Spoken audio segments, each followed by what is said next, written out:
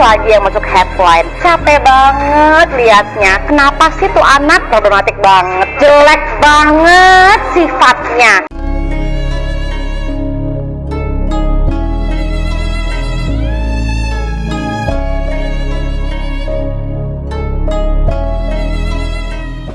Halo sahabat fans Leslar, selamat datang kembali di channel saya Formasi Seleb yang akan menyuguhkan seputar informasi selebritis terbaru dan terupdate.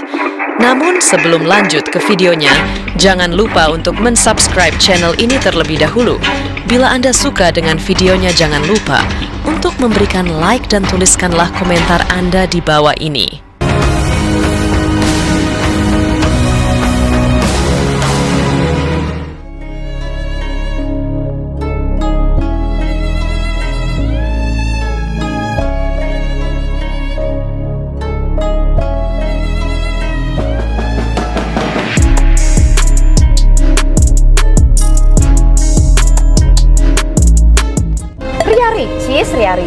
Ria Ricis lagi yang masuk headline. Capek banget liatnya. Kenapa sih tuh anak problematik banget, jelek banget sifatnya, sukanya ngejulit. Siapa lagi kalau bukan kamu? Makanya kalau misalnya nggak sabar ya nggak bisa jadi orang deh. Gitu kan, aku kan bener-bener kesalahan aku dan aku orang baru, jadi nggak tahu.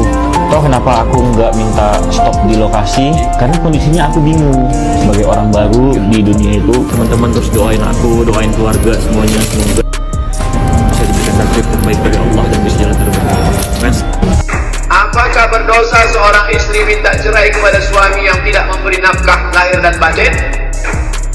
Istri yang menuntut cerai suami tidak mencium bau surga. Ihtazza arsyur rahman, bergoncang tiang arsy. Kalau suaminya itu baik, sopan, baik istri, engkau punya 5 hak pada suami: makan, pakai, tempat tinggal, pendidikan, perhatian. Kalau istri menuntut, dibenarkan. Siapa yang membenarkan? Sedetik setelah akad, si suami sudah membacakan sirat tahnik. Selanjutnya pembacaan sirat tahnik oleh mempelai laki-laki. Jika saya meninggalkan istri saya 3 bulan lamanya tidak memberikan nafkah lahir dan batin, lalu istri saya datang ke pengadilan agama, bayar iuran Rp10.000 diserahkan di kantor Kementerian Agama, maka hakim menjatuhkan salah satu kepadanya.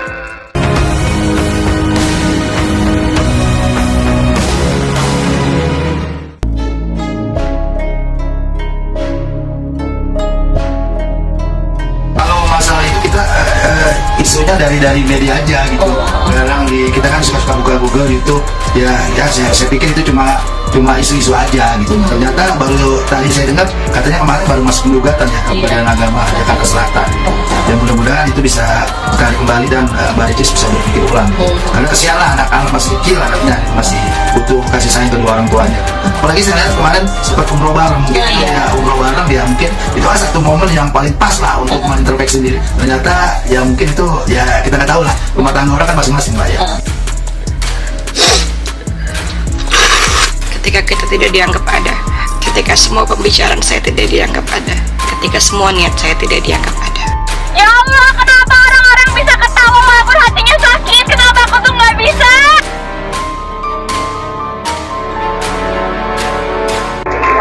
Semangat semua ya.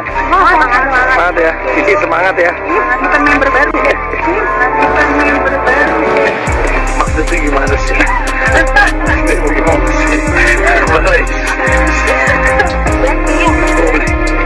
Semangat ya.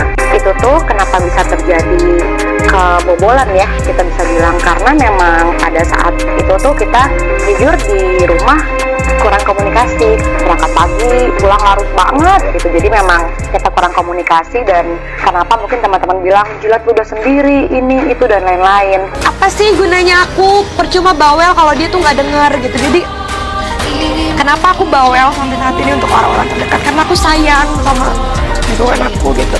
Sang putri princess pada saat pernikahannya kemarin dengan Tengku Ryan, megah, mewah, dan sama-sama cantik dan ganteng. Oke guys, banyak sekali wartawan tadi pagi menghubungi saya minta pendapatnya soal ini. Mau artis, mau tidak artis, apapun, kalau ya pondasinya tidak kuat untuk menjalankan sebuah hubungan, apalagi pernikahan, maka terjadi terjadilah hal seperti ini. Kena guncangan riak-riak kecil aja dia tidak kuat mentalnya. Apapun itu alasannya, pasti yang punya alasan adalah dianya sendiri ya, keluarga kecilnya.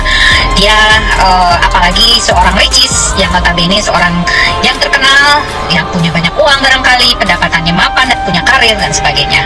Nah, menikah dengan seorang yang mungkin notabene pada saat itu hanya sebagai karyawan biasa. Perempuan itu tidak boleh menyerah, apapun yang kita hadapi harus terus dijalani. Kita kalau ingat kata Bapak, kata almarhum, beliau selalu bilang kalau setiap sesuatu yang udah pernah kita lakukan jangan pernah berhenti di tengah-tengah. Dan itulah yang sampai detik ini saya jalankan, bahwa setiap melakukan apapun, walaupun capek tetap harus dijalanin gitu. Jadi nggak boleh nyerah. Jadi untuk perempuan di luar sana, semangat, jangan pernah menyerah.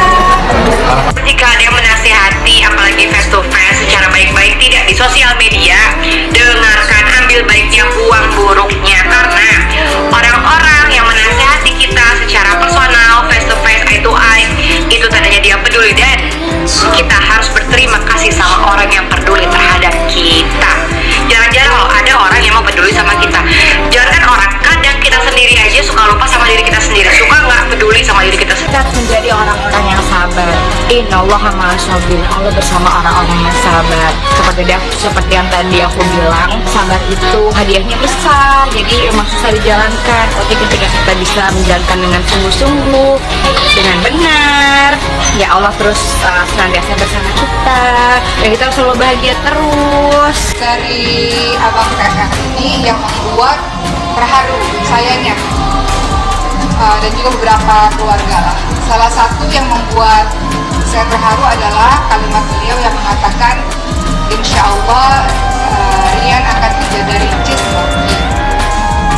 Dan saya rasa-rasanya saya baru mendengar kalimat itu yang pertama kali untuk adik saya dari seseorang, dengan diucapkan secara gamblang seperti itu. Dan kemudian dia mengatakan, dan itu menjadi kewajiban saya, jadi mungkin wajar, kira-kira seperti itu.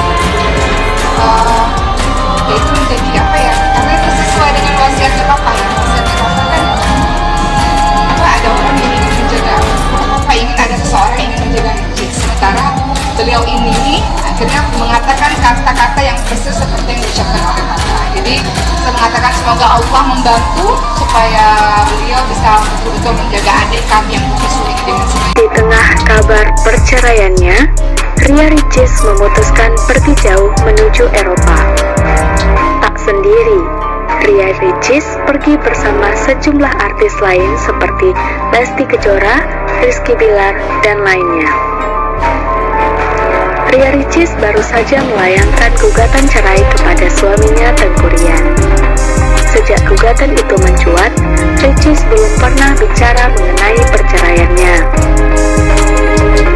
Tak mau larut dalam kesedihan, Ricis tampak bahagia dengan bermain bersama anak dari Lesti dan Rizky Bilar. Ricis lalu menyinggung soal sindiran Kemal Palevi terkait vlog perceraian. Aduh maaf apa-apa dikontenin udah tayang di vlog, sindir Ria Ricis. Ucapan Ricis itu seakan menjawab sindiran dari Kemal Palevi di media sosial. Kemal sebelumnya menyindir Ria Ricis yang akan membuat konten dari perceraiannya. Sementara di konten YouTube-nya, Ricis menegaskan kepergiannya ke Eropa bukan untuk berlibur, tapi ada pekerjaan. Alhasil, Ricis terpaksa berpisah sementara dengan sang anak Moana. Yang bilang berita lagi huru-hara malah liburan, enggak, aku kerja. Ini aja nggak tahu landingnya di mana. Orang cuma ngikut doang. Pokoknya kita ada mau ke beberapa tempat.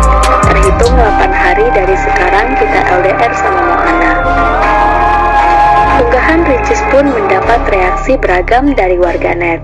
Ada yang ikut senang Ricis tak terlihat sedih menghadapi perceraian, ada juga yang mendoakan Ricis mendapatkan jodoh lagi.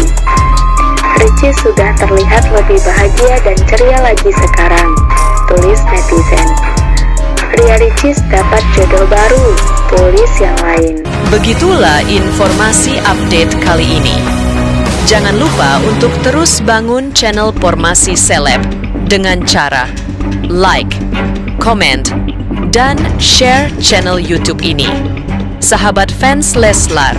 Sampai jumpa di video update selanjutnya. Salam terima kasih.